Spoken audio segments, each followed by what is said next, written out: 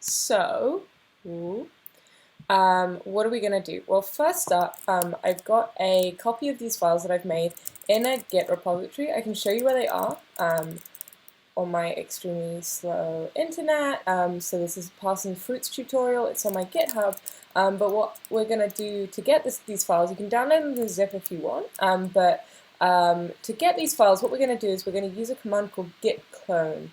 And git clone is going to make a call to the Git server, and it's going to say, hey, I want these files, and it's going to copy them onto your computer in a folder called Parsons Fruits tutorial. So it'll just download them for you in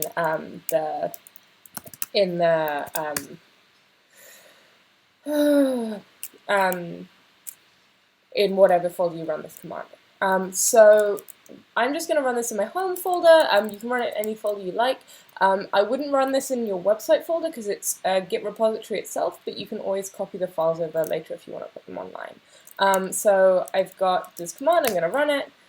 It's going to clone it, and it's going to just gather all the files. And then to go inside, I'm going to go cd, this command is here as well, Parsons Fruits tutorial. And then if I list all the files, I've got a readme. That's just information about the repository, but we don't need that. We can read what it says by going cat readme.md. It says Parsons Fruits tutorial, tells you the URL of the online guide, and tells you what it's about. But what we're interested in is this index.html, main.css, and main.js. So I'm going to open these up in Sublime. I'm actually going to do this from the command line.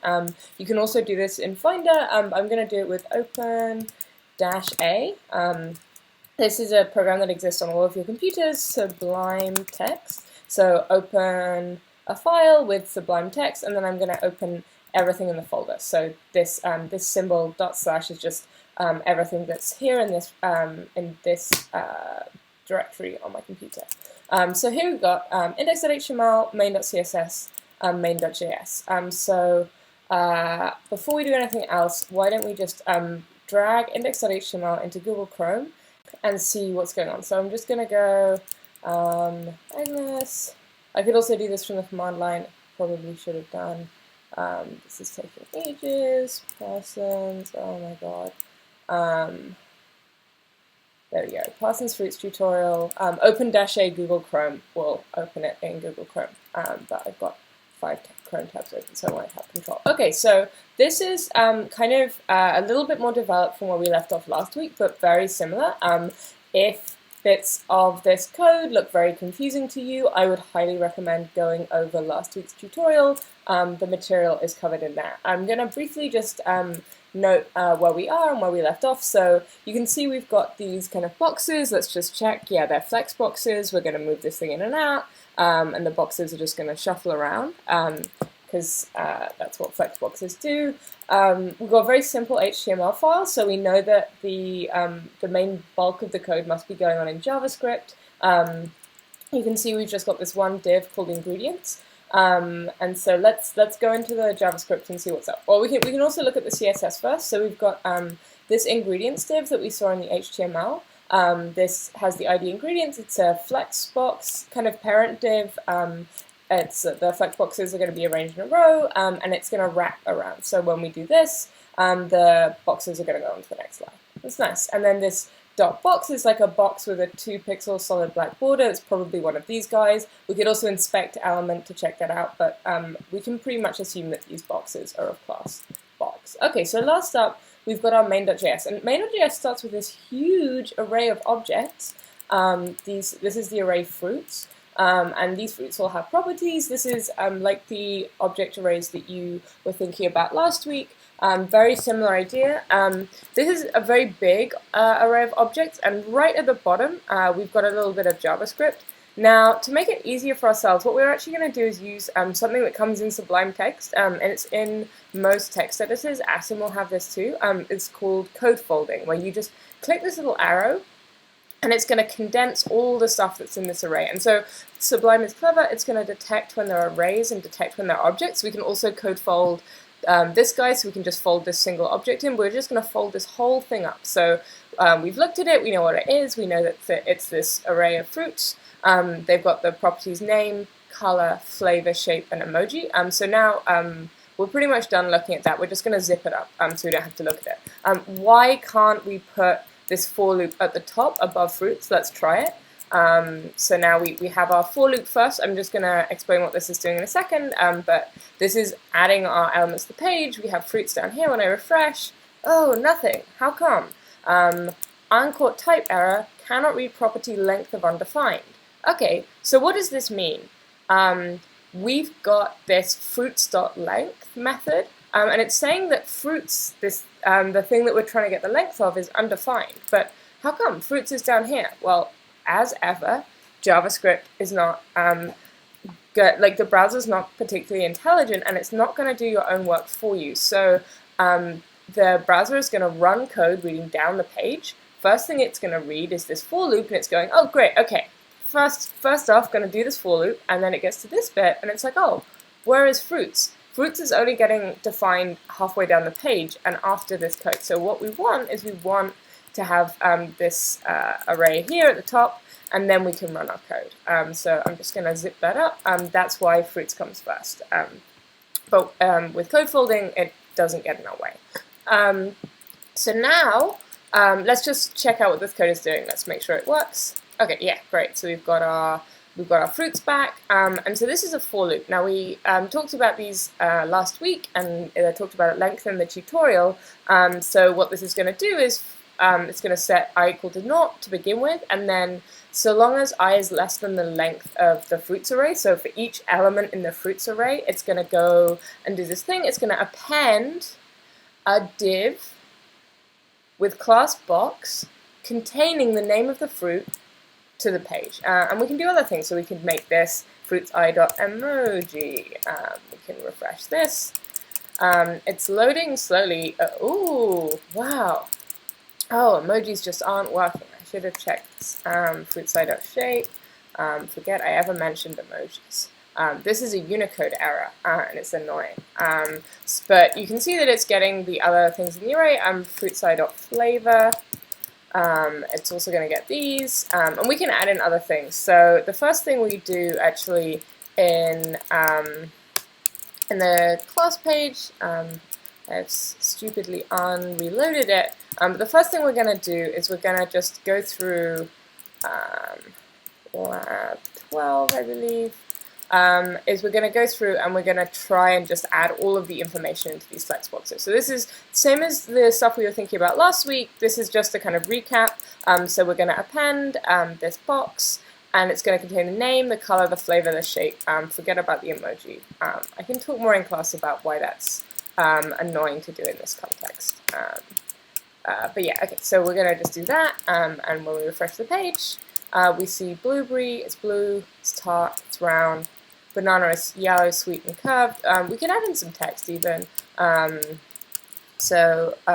we're concatenating. This is like, we're just adding our strings and our variables together.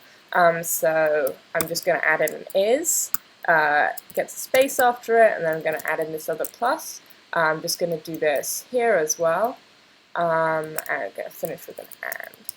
Let's say it. Ooh, what went wrong here? Too many pluses. So we're going to get rid of that. And then refresh. Ooh. It's taking a while to load because I'm loading in jQuery from online. So if you've got slow internet and you want jQuery to load faster, just store it as a variable. But here we go. So blueberry is blue, is tart and round. Banana is yellow, is sweet and curved. And so you can kind of write whatever you like here. Do that.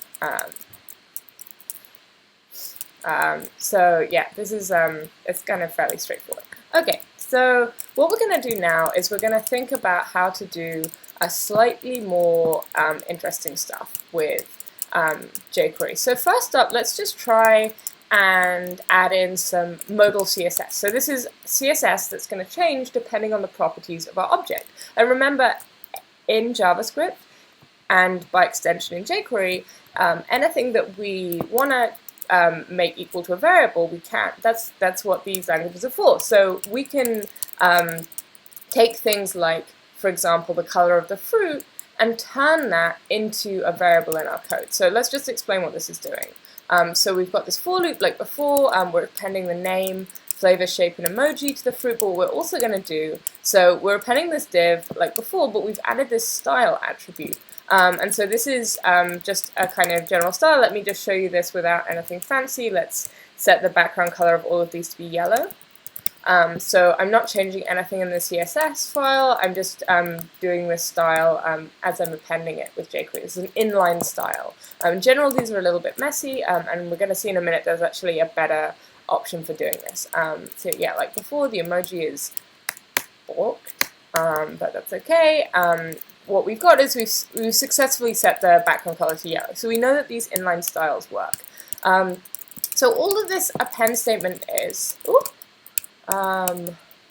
what is, oh yeah, we need a plus sign. So we know all of this append statement is doing is it's taking this string and then it's sticking a bunch of different variables in it. And so what's nice is that we can kind of break up the string at any point, and it doesn't care about new lines either.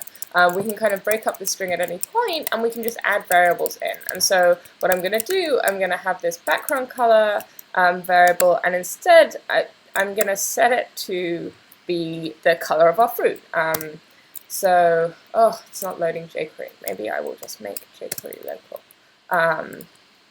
So I'm going to add in, so now I break my string in half, and then I have this fruit color variable.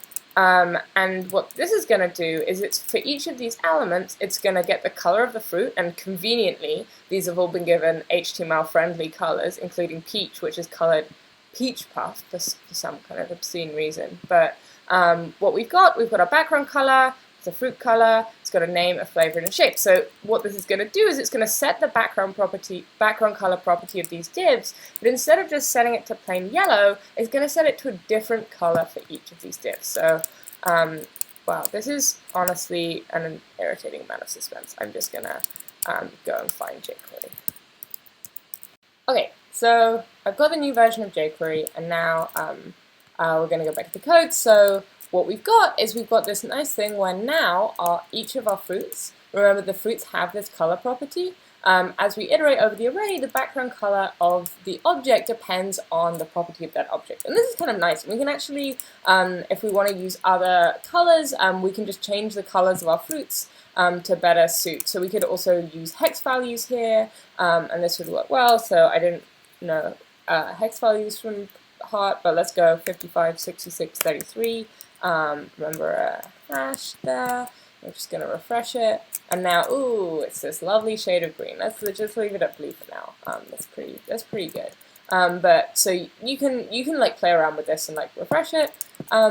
But so what we've got here is okay, but this is a bit inelegant because we're using inline styles, and inline styles actually aren't all that good, aren't all that exciting. So what we're actually going to do is something that's going to allow us to write much more kind of complicated code, and what that's going to do is we're going to start by making our jQuery, our new div, we're going to make it into a JavaScript object, and then we're going to be able to do a kind of more extensive things to it.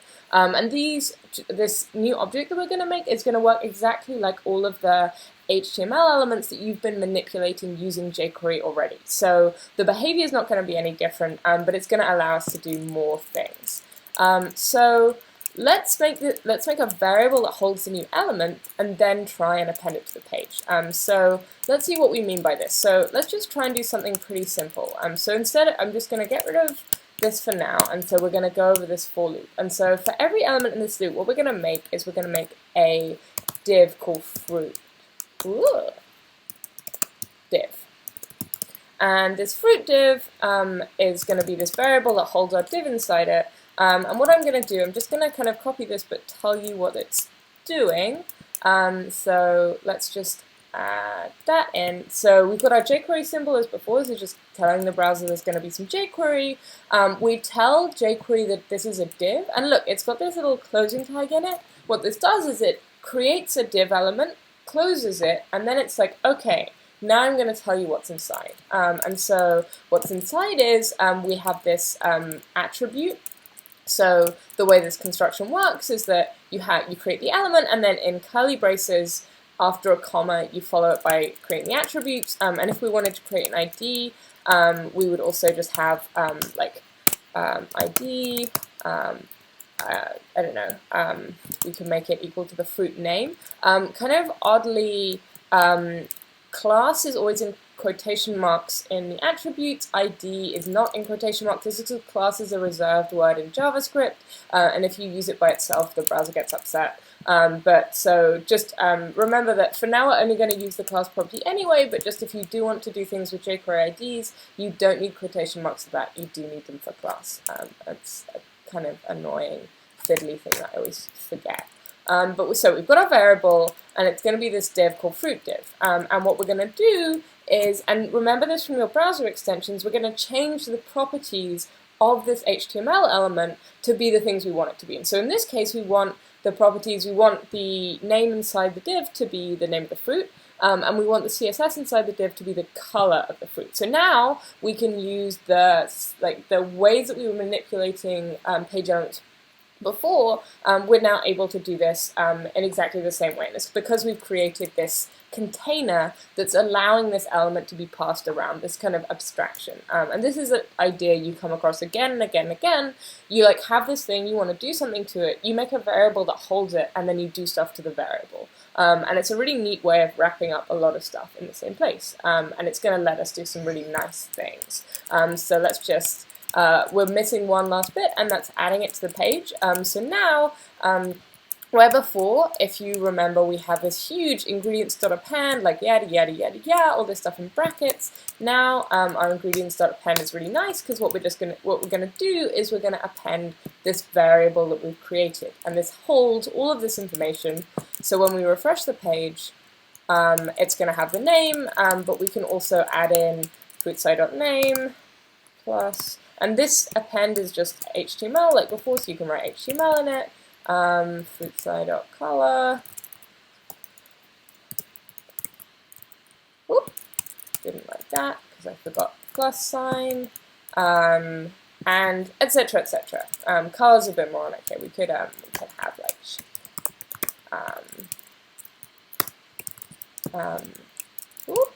adding a space.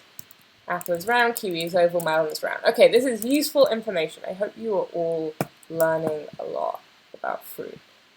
So yeah, we've recreated our page. Our code is now a lot neater. But what's nice is we've also opened up a lot of extra options for other stuff we can do. And indeed, we are going to do it. We've made our new variables.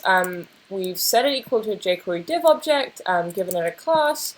We've changed the div property HTML, and now we've also changed the div property CSS. So these are all things you could do already, but now what we're doing is we're using them in a generative way. Like we're actually making our own page using this programmable script. And so now what we're going to do, which is kind of, I think, one of the most kind of exciting things you can do in JavaScript is to add interactivity. So you have users, you've made an interface, and now you want them to experience it. And this is really how you, as a designer, get to kind of decide to hide and show and shape an experience is through interactive code.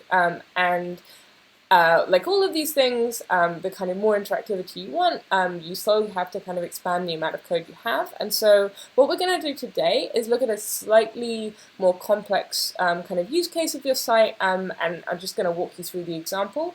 But hopefully this should cover a lot of the kind of concepts that you might be wanting to use if you're kind of creating an interactive experience. And just to give you an overview of what those are, they're going to be kind of adding event listeners, and then we're also going to use some modal logic, and I'll explain what those are in a minute.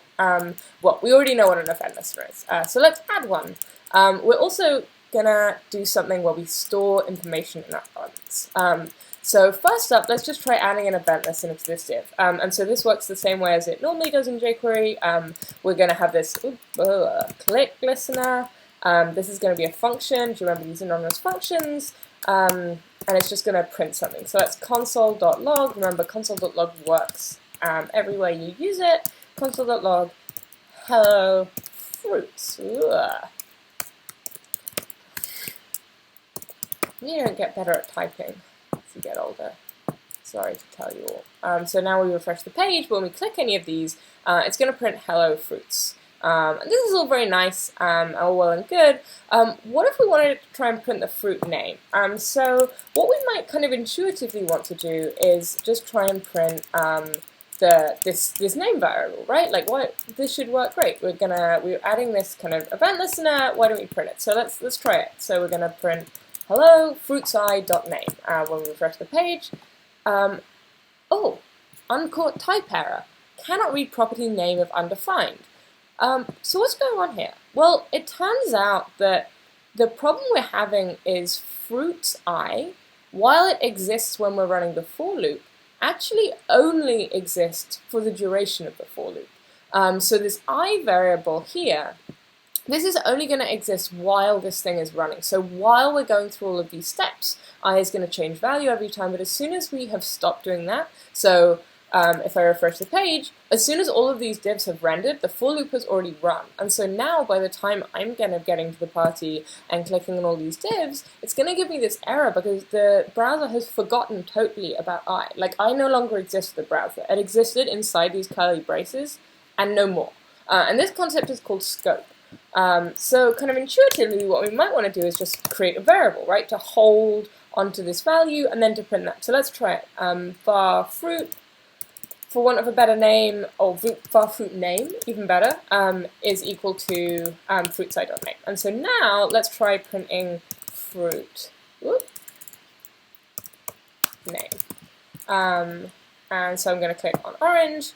It says hello peach. I'm going to click on cherry. It says hello peach. I'm going to click on pear and it says hello peach. What is going on here? Hello peach.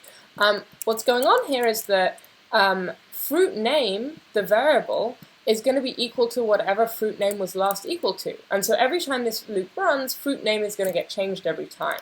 And so the last time this loop runs, fruit name is going to be equal to fruits, whatever the length of fruits.length is, .name. And that is peach. It's the last element in fruits. And if the last element was cherry, it would say hello cherry.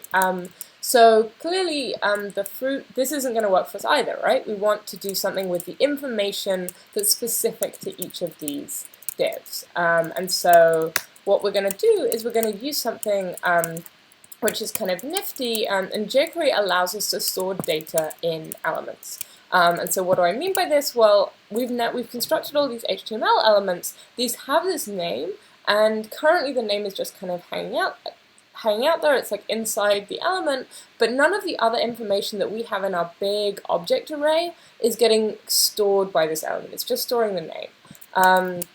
And so what we might want to do is, if we want to display more information, let's say maybe our page just displays the names of the fruits.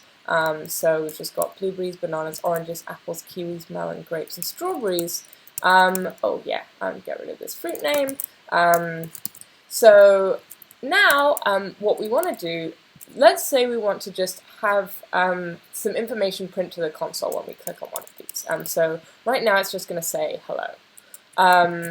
And so first up, let's have a think about how we're going to store this information. And so what we're going to do is we're going to use something called the data method. And the data method is this line here, and it's a way of jQuery allowing us to give the div, in this case that we're creating, whatever HTML element we're creating, we give it some data to hold on to. It's like it's got it in a little bag, and then we say, okay, like this is yours now, like this belongs to you. And so for each of the fruits in this array, we're going to give it this data. And because this property is being defined at the time of the div's creation, each of the things that we give this div will be specific to the name and the color. So just like all of these divs have the right text in them and they're the right color, it's because they're getting created inside this for loop. This data is also getting created and given to the fruit inside this for loop. It's only this click function that's happening afterwards. And so now each of these elements has this data. We can actually, I think we can look at this. Event listeners, I think, where is this stored? It's going to be properties. Maybe this isn't something you can see in the browser. I think there is a way of seeing it, but let's I will find it out and tell you in class. We've got this data, and we've given the data the name fruit, and we've set it to be equal to this like fruit object that's getting created every time we go through the for loop. And so now what we can do is we can say, okay, so whenever you click on one of these, what we're going to do is we're going to print the data. So instead of printing hello, we're going to use this keyword. This is going to select this div that we just clicked on, this thing that we're thinking about, and we're going to print this dot data. Or at what we're going to do, this dot data, and then we're going to tell it which piece of data we want, because you can have multiple pieces of data attached to a div.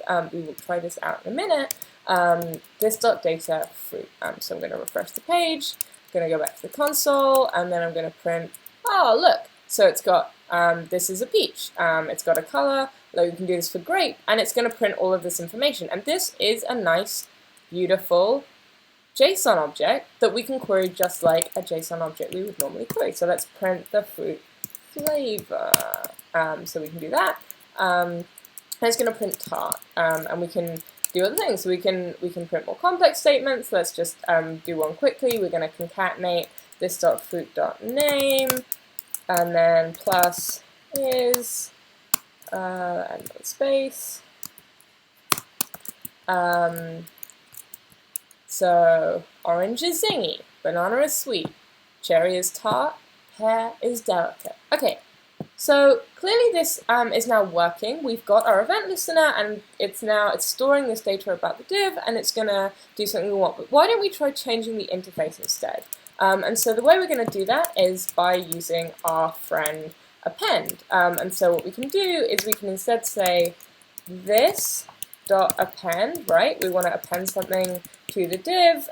It's going to be, let's try straight appending like this dot data fruit, root, you have to spell this bit right, dot color. Now we know the color, let's say shape. Okay, so when we refresh, let's try clicking on it. So cherry round, round, round. Okay, so this is I'm gonna go out on a limb and say this is not what we want. This is approaching kind of being a bit cursed, actually. So let's just refresh the page and think about what's going on. So ideally, what we want is, someone comes to our page, fruit page, great website.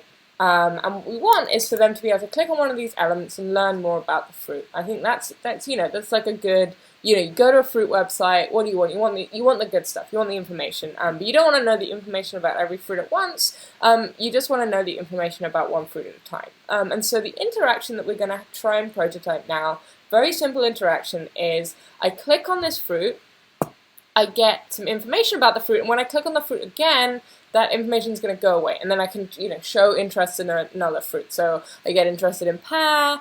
Oh, it's pear-shaped. I'm going to get interested, but what I want is I don't want this. I don't want like just, every time I click, it's just going to add stuff. This is terrible. And what I also don't want is I don't want this to stay open. I want it to be able to click it. I want to be able to close it. Okay, so clearly we're going to need something a little bit more complex than this, and the way we're going to do this is by using something called modal logic, and what this is going to do is it's going to give us what we would call a state in our program.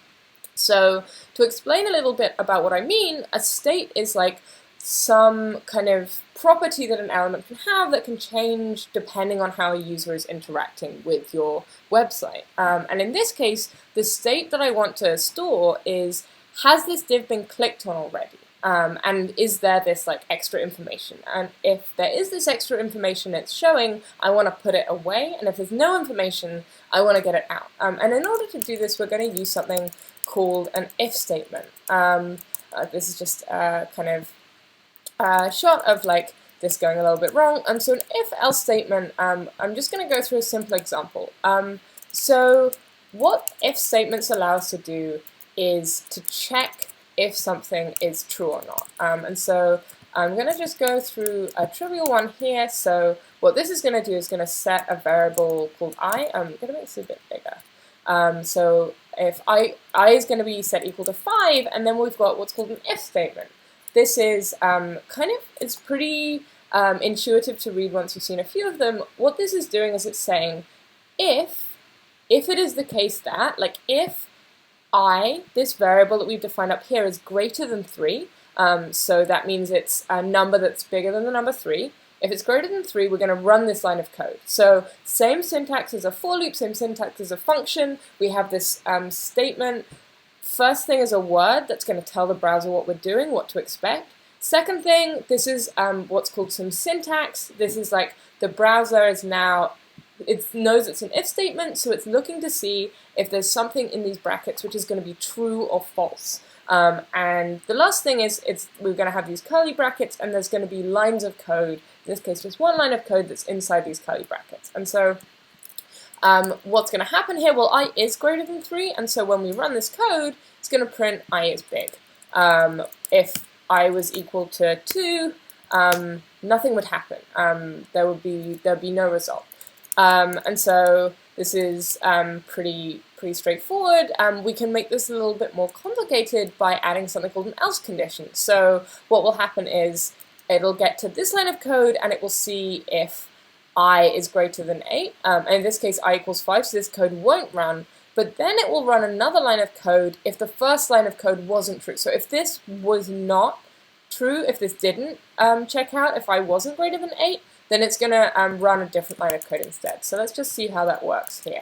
So I'm going to copy and paste this in. So I equals 5 if I is greater than 8. And remember, I is not greater than 8. I is equal to 5. So this first thing isn't going to happen. But we have this else statement. And so what we can expect is for this to print. And so when we see it prints I is not very big. If I make I equal to 100, the first line of code will run, but the second line won't. And that's because this was true. I was greater than 8. I is very big.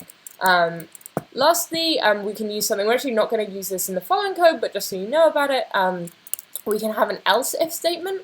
This is if the first statement isn't true, try to see if this is true, and then if it's not true, do another thing. So let's just take this code. I'm just going to go here. So I equals 5 again. If I is greater than 8, we're going to do the same thing before. I is greater than 8, I is very big. It's not greater than 8, so this isn't going to run. Else, if I equals 5, console.log I is 5. This triple equals is just how you check whether something is equal to something else in JavaScript. There is a reason. The reason you don't use one equal sign is because if you have one equal sign, the browser will just set I equal to that number. That's not what you want. If you have two equal signs, some interesting things go on, but not always what you want. I can only recommend, for peace of mind, for your own sanity, and your own well-being, just use 3 equal signs every time you want to check if something's equal. So anyway, if I is going to be equal to 5, which in this case it is, we print I is 5. And if none of these things are true, we print I is not very big. So let's try this out. We expect it to print I is 5, and indeed it prints I is 5. If we set I to be equal to 2, it's going to print I is not very big, right? I is not greater than 8. I is not equal to 5, so I is not very big. If I instead is equal to 70, it's going to print I is very big. And so it's just a kind of like quick insight into modal logic. I think there's a link in the tutorial, so if you want a longer explanation than that, there will be one online. So going back to our example, this is the last piece of code we're going to look at in this tutorial, and I know that it's big, and we're going to break it down into steps. So first up, we know that we want to know if our div has been clicked on or not. And if our div has been clicked on, we want it to get rid of the information that's there. And if our div hasn't been clicked on, we want it to show information that's there. And so what we're going to do is we're going to use an if-else statement to do that checking. And so let me just go through this line by line. So first few lines are exactly the same as before, right? We've got our HTML, this slightly different order, but we've got our for loop. It's going to set up our HTML element, and it's going to give the div this data, this fruit's eye data, which is going to contain all of the information you need about the fruit. And then the div is just going to kind of walk around the page with that in a little bag, and it's going to be unique to that div. This is great. Next up is another piece of data. This is so that we've added a piece of data with the name fruit. We can add as many pieces of data to this div as we like, and we're going to add in another piece of data, another kind of property called clicked. And this is the piece of data that's going to tell us, has someone clicked on our div yet? And we're going to set this to false. So if something is set to true, that means that it's happened. If something is set to false, this clicked variable, that means that no one's clicked on our div yet. And this is true. When we create our div for the first time, no one's clicked on it. So this clicked variable is going to be equal to false. So I'm going to add this line in here. So no one's clicked our div, so this property clicked is equal to false.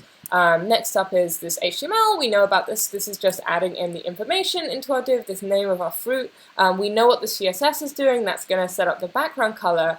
And now our click function has become pretty large. So let's just go through this. So we know that every time this div gets clicked on, this function is going to run. And what's inside this function? This function has an if-else statement, and so let's look at the first line.